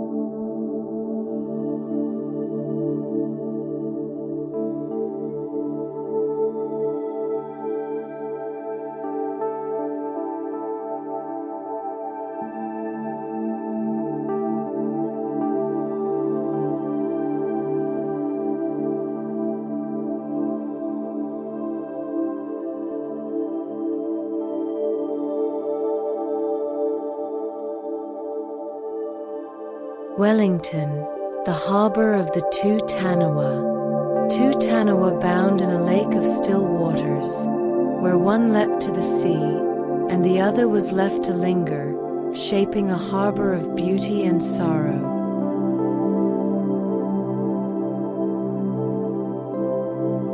The still lake. Long before the city of Wellington stirred with the hum of streets and ships, before bridges stretched across its waters and towers touched the skyline, there was only silence. A silence so deep, it pressed against the hills, wrapping them in green stillness, cradling the valley in its embrace. For in those days, the land where Wellington Harbor now lies was not a harbor at all. It was a lake vast and enclosed, its waters still as polished stone, sealed in by ridges and hills that kept the sea at bay. Within that great lake lived two taniwha, beings of immense power, part guardian, part spirit, part force of the earth itself. Their names were Ngake and Wataitai, each different, each bound to the same prison of water and stone. Ngake was restless, his spirit quick as the wind and wild as the tide. He longed for movement, for the roll of waves, for the taste of salt carried from the sea. The lake's calm surface felt like a cage to him, pressing down on his vast coils, suffocating his hunger for the endless ocean. Every ripple of wind only sharpened his longing. Every scent of salt from beyond the hills stung him with desire. He dreamed of the sea as if it were a heartbeat calling him home. Wataitai was different. Patient, gentle, and contemplative, he found comfort in the stillness. To him, the lake was not a prison, but a sanctuary. He swam its depths slowly, his great body gliding like shadow through the dark waters, his spirit attuned to the hush of the land around him. He did not hunger for the sea, for he believed the lake itself was enough, a cradle, a home, a place of balance. His heart was steady, his spirit calm, like the earth itself breathing in quiet rhythm. Together they shared the lake, but their desires were not the same. Ngake pressed restlessly against its limits, eyes fixed on the ridges that kept him from freedom. Wataitai drifted beneath the waters, content with what was. The hills echoed with their differences, as if the land itself leaned in to listen to their quiet dispute. And so the lake waited, silent and vast. The world beyond its hills moved with tides and storms, with the endless surge of ocean against coast. But here all was still. Ngake's heart beat like thunder beneath the surface, Watai's like a stone resting deep in the earth. Both were bound within the same shimmering waters, yet already they carried the seeds of change. For the restless heart does not sleep forever, and still waters, no matter how deep, can be broken.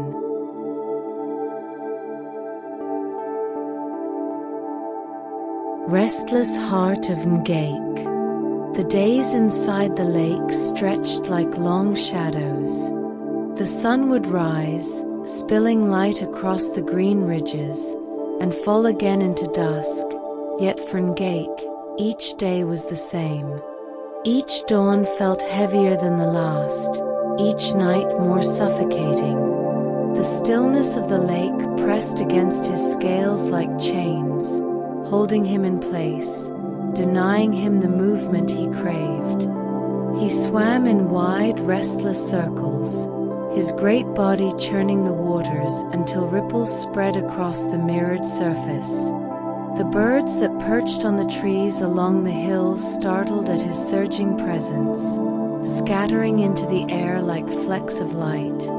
Even the fish that darted through the lake's depth began to fear him, for Ngake's moods rolled like storms. His eyes gleamed with longing whenever he turned toward the ridges, toward the barrier that kept him from the sea beyond. The scent of salt rode the wind sometimes, carried over the hills from the crashing waves on the far shore. And when it came, it pierced Ngake's heart like a spear. He would rise near the surface, lift his head, and breathe in deeply, filling his chest with the phantom of freedom. But when the scent faded, swallowed by the still air of the valley, he would sink again, coils heavy, his spirit burning hotter still. Wataitai watched him quietly from the depths. He saw the way Ngake's movements stirred the waters, saw how his restlessness left the lake unsettled. He tried to soothe him, his voice rolling slow and deep like an anchor against a storm. "Brother," Was said, his words rumbling through the water, "why do you thrash so restlessly? The lake is wide enough for us. It holds food, shelter, and peace. What need have you of the sea?" But Ngake only answered with fire in his breath, his voice crackling like breaking stone. "Peace? This stillness is not peace, it is a prison. Beyond these hills lies freedom. Movement without end, waters vast enough to cradle even my spirit. Do you not feel it? Do you not hear the call of the waves?" Wataitai shook his great head slowly. He could not feel what Ngake felt. To him, the lake was already enough, a world that asked nothing, a home that gave everything. Yet he could see the torment in his brother's eyes, and he knew his words would never anchor Ngake for long. So the days went on. Ngake's longing grew sharp as blades, gnawing at him from within. Each gust of salt wind from beyond the ridges fed the fire in his belly, until his every thought was consumed by the sea. He would not be still. He could not be still. At night, when the stars shimmered above the hills and their reflections rippled faintly on the lake, Ngake would rise to the surface and stare at them as if they were fragments of another world. He dreamed of breaking free, of surging past the hills, of feeling his body lifted by the pull of tide and current. In those dreams, he did not hear Wataitai's calm breathing beneath him. He only heard the roar of waves, the call of freedom, the voice of the sea waiting beyond. The lake grew restless with him. The waters began to churn more often, fish scattering, birds startled from the trees. Even the hills seemed to groan faintly, as if they too felt the weight of his desire pressing against their roots. Something was building, something inevitable, for the spirit of a taniwha cannot be bound forever. And so the valley held its breath, the still lake no longer quite so still. Ngake's heart thundered beneath its surface like distant drums. His brother listened in silence, sensing the storm that was coming, knowing that Ngake's longing would one day strike against the hills with a force that could not be contained.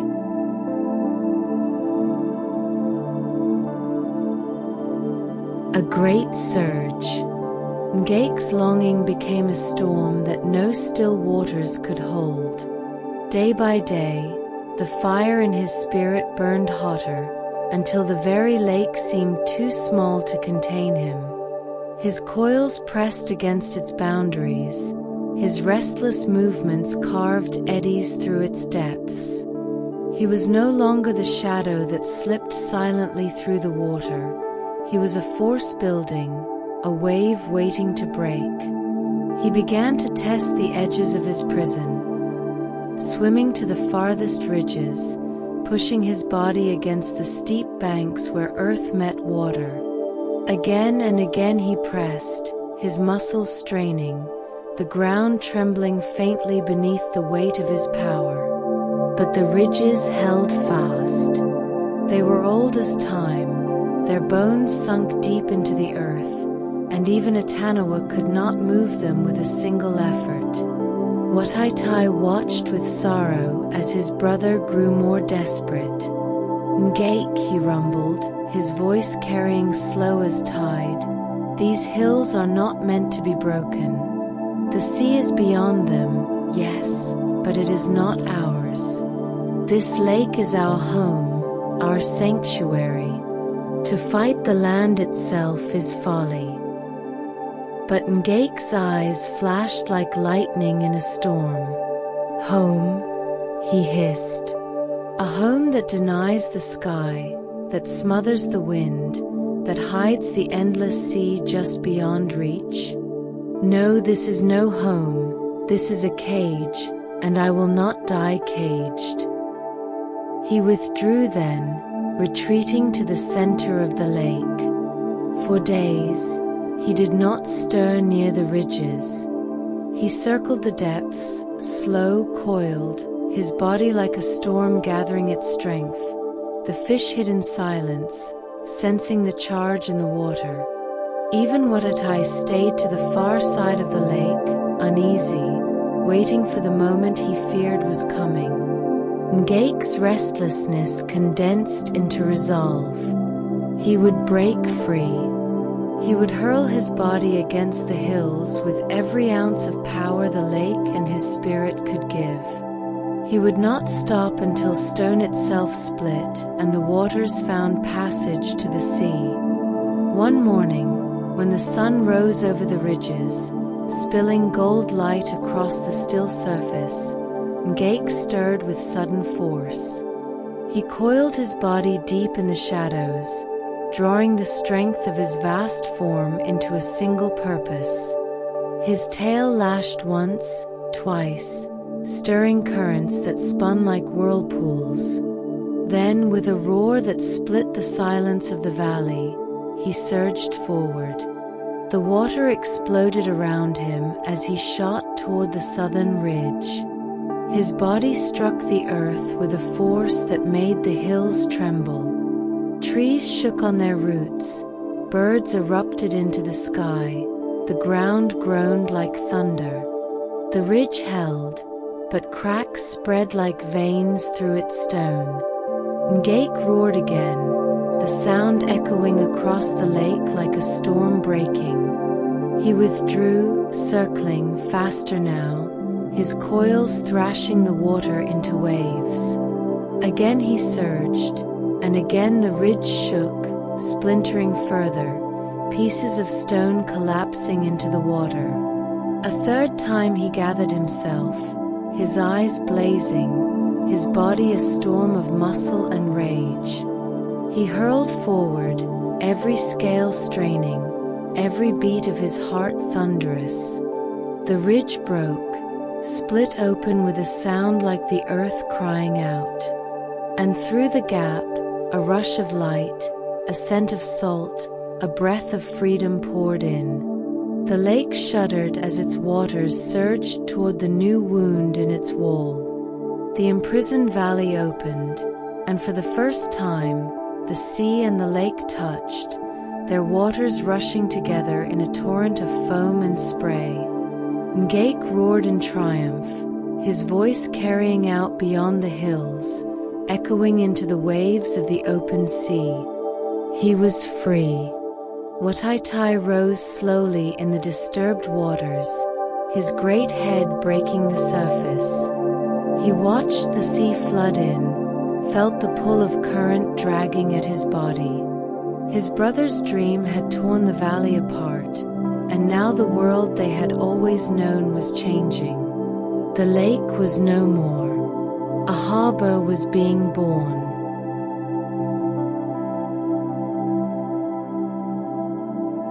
Into the sea. The ridges had been broken, and the lake was no longer a lake. Its waters poured outward in a wild surge, foaming and roaring, rushing to greet the endless sea beyond. Ngake felt the current seize him like a long-lost kin, pulling at his coils, lifting him with strength he had always dreamed of but never tasted. His heart surged with it, beating in rhythm with the tide, answering the call that had haunted him for so long. With a final cry that shook the valley, he hurled himself forward, bursting through the shattered gap. The water embraced him, rushing past his scales, filling his lungs with a sharp taste of salt, cooling the fire that had burned inside him for so many seasons. He was free, not only in body but in spirit. The horizon spread open before him, endless, unbounded, glittering beneath the sky like a field of stars turned liquid. The sea was vast. Waves rose and fell like breathing mountains. Gulls wheeled above, their cries sharp in the salt air, and far beneath the surface, currents whispered of distant places, of journeys beyond imagining. Ngake's body trembled with joy as he plunged into this new world. He dove deep, coiling and twisting, his massive form cutting through the green depths like a blade of living stone. He surfaced again, sending a spray of foam into the morning light, his roar carrying across the waves like thunder rolling out to sea. But within the harbor, for now it was a harbor, no longer a lake, Watatai lingered. He had felt the pull of the rushing waters, had tasted the salt on his tongue as the sea swept in. Yet his heart was heavy, steady as stone. The lake had been his cradle, his sanctuary, his home. He did not share Ngake's longing, nor his joy in breaking free.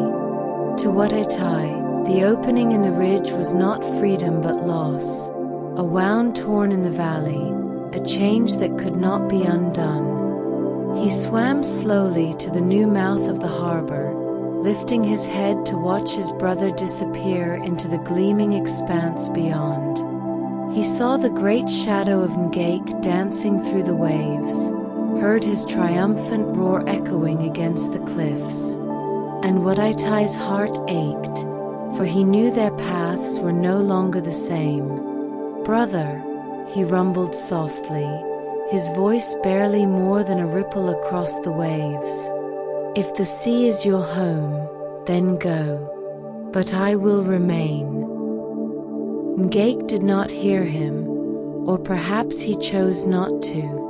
Already he was chasing the horizon, reveling in the boundless water, his spirit unchained at last. The sea swallowed his form, leaving only foam and the crash of waves to mark his passing. Behind him, the harbor calmed. Its waters still churned with the memory of his escape, but the fury was fading, settling into new shapes, new currents, a new identity. The land itself seemed to sigh, adjusting to this change, reshaping its edges where water now lapped against stone. Watatai drifted near the shore, gazing at the hills that still rose around the valley. The lake he had known was gone, and with it, the peace he had cherished. What remained was something new, neither lake nor sea, but a place between, open yet enclosed. The taniwha's eyes closed slowly, and in the depths of his heart, he felt sorrow settle like silt. For while Ngake had found freedom, Watatai had been left with emptiness. And yet, in that emptiness, he remained, guardian of the harbor that had been born from his brother's longing. The sea sang beyond the gap, endless and alive. Within the harbor, Watatai listened, silent and still. Between freedom and sorrow, a divide had opened, as wide as the horizon, as deep as the sea.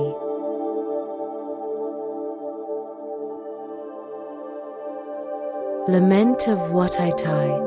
The harbor lay calm in the days that followed. The waters, once stirred by Ngake's fury, settled into a gentler rhythm, lapping softly against the new shorelines, breathing in time with the open sea. The hills that once enclosed the lake stood as watchful guardians still, but now they gazed upon a different world, a place touched by salt and tide, a valley no longer sealed but reshaped forever. Within these waters, Watatai lingered, his massive body drifting in slow arcs beneath the surface.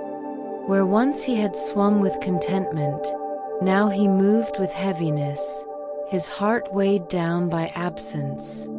The currents brushed against his scales, urging him outward toward the sea, yet he resisted, turning back again and again to the familiar depths of the harbor. He had watched Ngake vanish into the horizon, a shadow swallowed by freedom. But Wataitai's eyes still sought the shores that had framed their world since the beginning. The trees leaning over the water, the ridges rising high, the echoes of birdsong carried across the still air, these things rooted him, bound him, reminded him of the peace he had once cherished. Yet peace had slipped through his grasp, replaced by something quieter, heavier, loneliness. At night, when the stars spilled their silver into the waves, Watatai would rise to the surface. He gazed upon their reflections with sorrow, remembering how Ngake had once stared at those same stars with restless longing. But where Ngake saw a promise of freedom, Watatai saw only reminders of loss.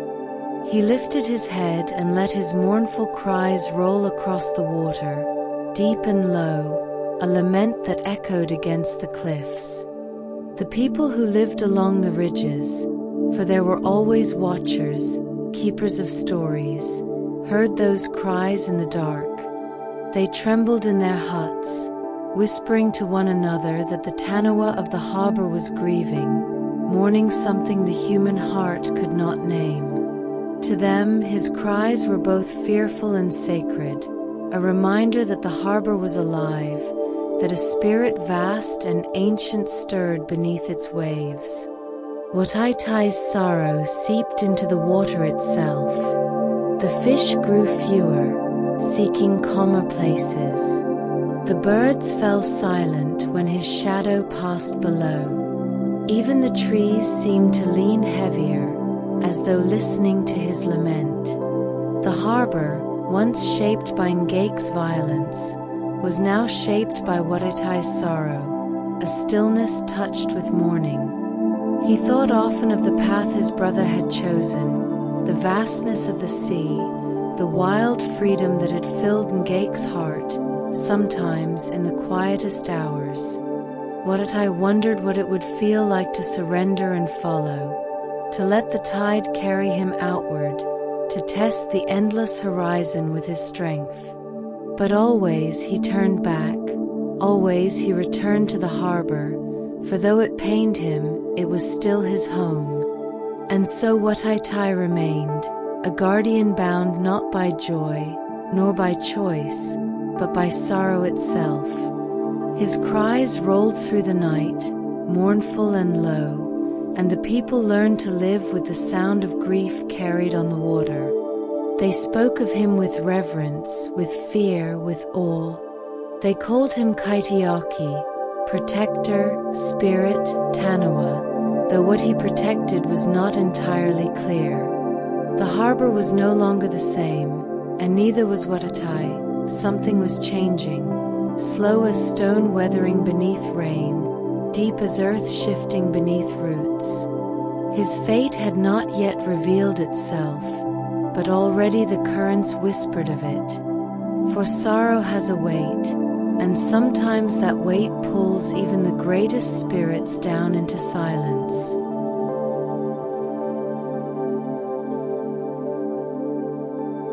Fall of Watatai. Seasons passed, and Wataitai's sorrow deepened like a stone sinking slowly into the harbor's depths.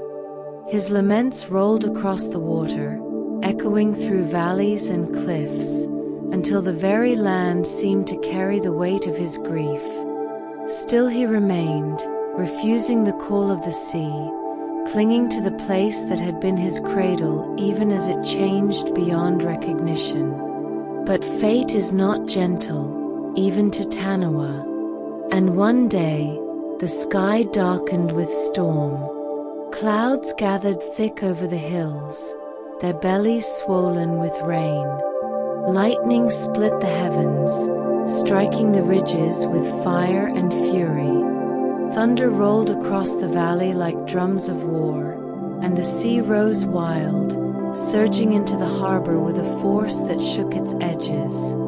Waves battered the cliffs, clawing higher and higher, as though the ocean itself sought to reclaim what Ngake had torn open. Wataitai stirred uneasily beneath the raging surface. He had known storms before, but none like this. The waters churned with violence, currents pulling at him from every side, dragging him toward the mouth of the harbor. His massive body struggled against the tide, coiling, twisting, pressing against the surging waves. But for every movement he made, the storm pushed harder, relentless, merciless. The rain lashed down in sheets, stinging his eyes. The wind howled across the ridges, tearing branches from trees, flinging them into the foam. The harbor, once his sanctuary, was now a maelstrom, its waters boiling with the wrath of sea and sky alike. For the first time, fear pierced Wataitai's sorrow, not for the storm itself, but for what it threatened to take from him, the only home he had left. He fought with all his might, his coils lashing, his tail striking the waves, sending fountains of spray into the air. His roar thundered across the storm, a desperate cry, not of rage but of grief, as though pleading with the world to let him remain. But the storm did not hear. The tide surged stronger, pulling him relentlessly toward the harbor's mouth. His body struck against the rocks, scales grinding against stone, blood darkening the waters. He twisted, fought, tried to anchor himself against the ridges that had once enclosed him, but they gave him no purchase. With a final tremendous surge, the storm carried him out toward the open sea he had always resisted. His body writhed against the pull, his heart heavy, his spirit breaking beneath the weight of inevitability. He cried once more, a sound so mournful it split the night and silenced the storm for a breath. Then the tide dragged him further still, his massive form helpless against its power. The people on the ridges watched in awe and terror. By flashes of lightning, they saw the shadow of the taniwha thrashing in the storm, his body caught between harbor and sea. They heard his cry and felt their hearts tremble, for it was not the cry of a beast, but of something vast and sacred being undone. At last, the struggle ended. Wataitai's strength gave way, his coils slackened, and the sea hurled him against the land with a force that shook the shore. His body lay still upon the edge of the harbor, massive and broken, stretched out where water met earth. The storm raged on, but he no longer moved. When dawn came, the sky cleared, and the people saw what the night had done. Wataitai's form had not vanished. It had become the land itself. His body stretched across the shore, solid and unmoving, transformed into earth and stone. His head lay still upon the water's edge, his back rising into the hills, his tail curling toward the sea. The taniwha had fallen, but he had not disappeared. He had become part of the harbor he loved, bound forever to the place he had refused to leave, and so the land remembered him.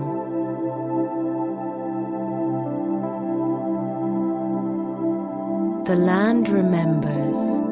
Morning came soft and golden after the storm, the air washed clean, the harbor glimmering as though the sky itself had wept away the night. The people emerged from their shelters, eyes wide, hearts trembling with the memory of thunder and the cries that had echoed across the water.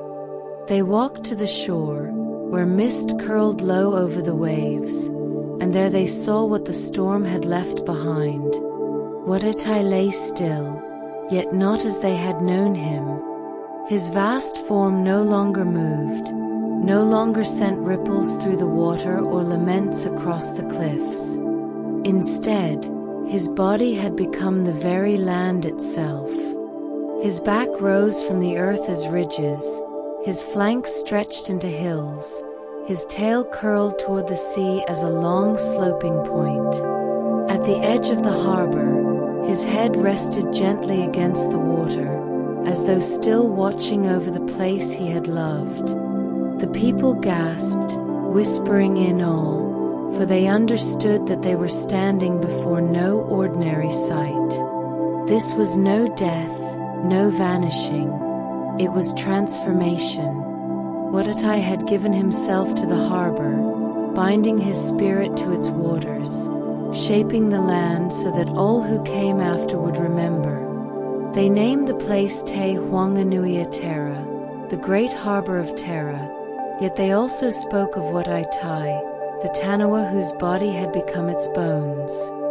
To them, the ridges were not merely stone but scales, the slopes not merely earth but flesh. They walked the hills with reverence, knowing they were treading upon the remains of a guardian.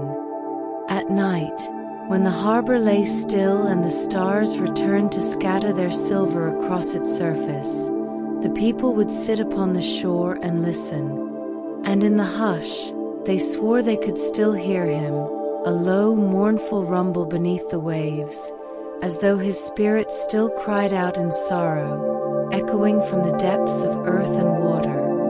Mothers told their children that when the sea sighed against the shore, it was Watatai breathing in his sleep. Elders warned that to disrespect the harbor was to stir the taniwha spirit, to awaken his anger even in death. Fishermen offered prayers before casting their nets, laying small gifts of shell and food along the water's edge, honoring the guardian who had become the land. And so his memory endured, not only in the shape of the harbor, but in the hearts of those who lived beside it.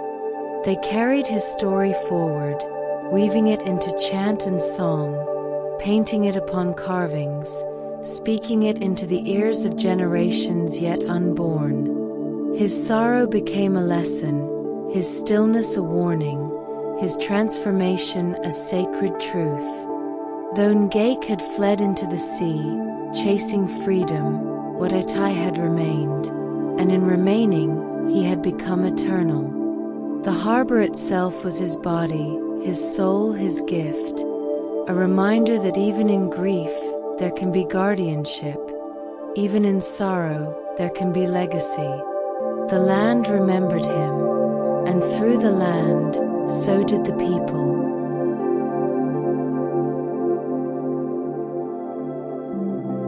Harbor's eternal guardian. The years rolled into centuries, and centuries into ages.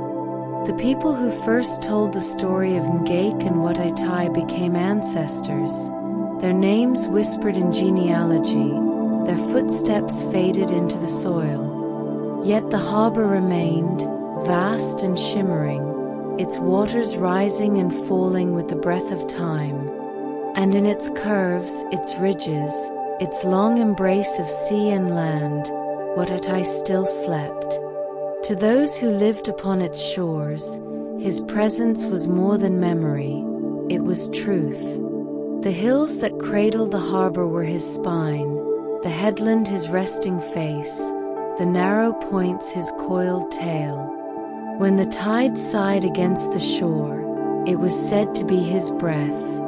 When storms roared in from the sea, the people remembered the night of his fall and the sorrow that pulled him down into the earth. Even as cities grew upon his back, as houses and roads traced lines across the ridges that were once his scales, the story endured. Elders still told children, this is not merely land, it is Wataitai, our taniwha, our guardian, our reminder.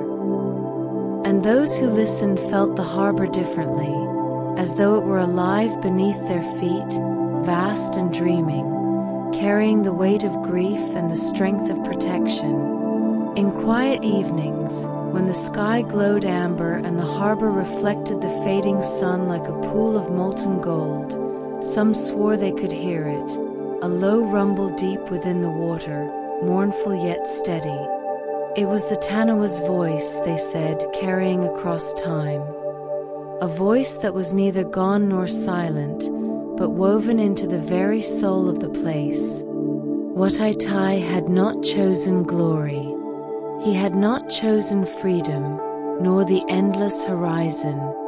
He had chosen to remain, and in remaining he became something greater than himself.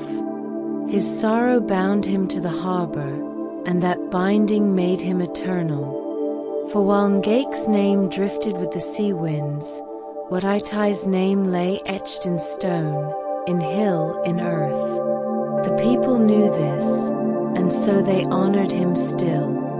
When they gazed upon the harbor's beauty, they saw not only water and light, but sacrifice and guardianship. When they sailed its waves, they felt his presence beneath, steady and immense. And when they laid their heads to rest, they dreamed of taniwha coiled in the depths, watching, waiting, mourning still, yet protecting always.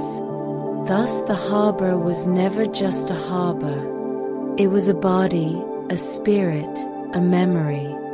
It was Te Huanganui Terra, the great harbor of Terra, yes, but also the final resting place of Wataitai, taniwha of sorrow, taniwha of land, taniwha eternal. And as the wind curled across the hills, and the waves lapped gently upon the shore, the story whispered once more, that no place is merely stone and water.